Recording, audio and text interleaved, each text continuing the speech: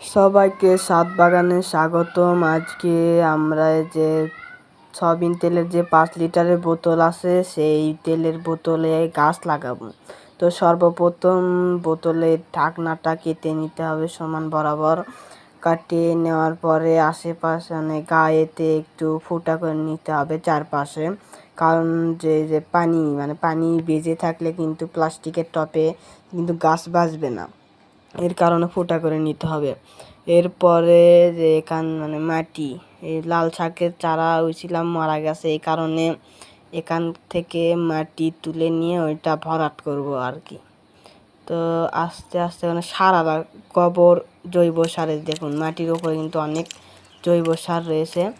তো জৈব সার দিয়ে মোট মাটি ভরাট করে নেওয়ার পরে আমাদের যে মরিচের চারাগুলো রয়েছে সেখান থেকে একটি মরিচের সুন্দর একটি চারা নিতে হবে, সিলেক্ট করতে হবে।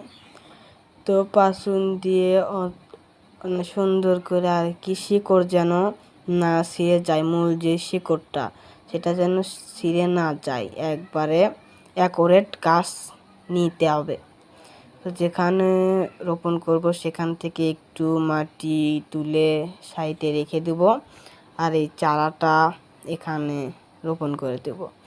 তো রোপণ করে দেওয়ার পরে একটু পানি দিলেই চারাটা বড় হয়ে যাবে। মরিচ ফুল আসার পরে আবারও